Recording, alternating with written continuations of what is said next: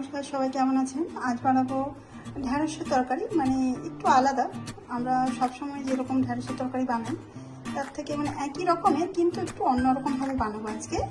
তো মিক্সচার গ্রাইন্ডারে প্রথমে আমি রসুন দিয়ে দিলাম, তো কাঁচা লঙ্কা, মানে একটা পেস্ট বানাবো। এটা শিলনোড়া হলে খুবই ভালো হতো, আমার কাছে যেহেতু নেই তাই আমি মিক্সচার গ্রাইন্ডারই করবো। শুকনো লঙ্কা, পেঁয়াজ, এবার দেবো কালো জিরে দিয়ে এটাকে ঢ্যাঁড়সগুলো একটু ভালো করে ধুয়ে নিয়েছি। এই যে এইরকম সাইজের ঢ্যাঁড়সগুলো খুব ভালো, আমার কাছে যেহেতু বড় বড় সাইজের আছে।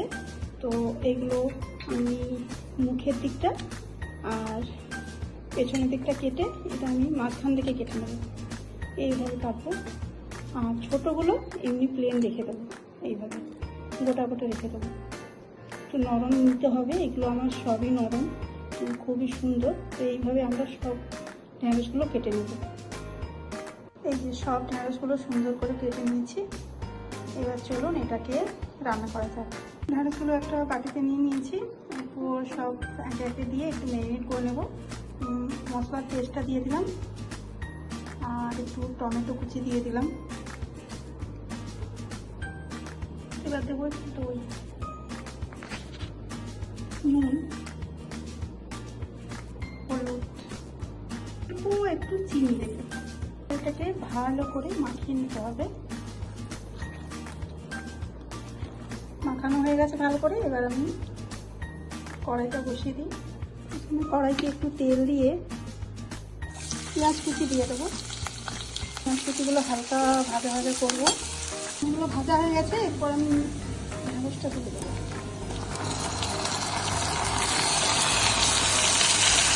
বাটি দিয়ে জলটাও দিয়ে দেবো।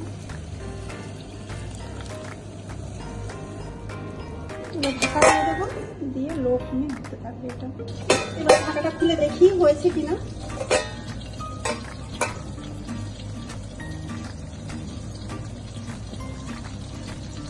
হয়ে গেছে, রেডি আমাদের ঢ্যাঁড়সের তরকারি।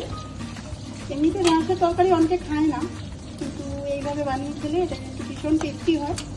এটা আমি প্রায়ই বানিয়ে থাকি, আজ ভাবলাম একটু শেয়ার করি।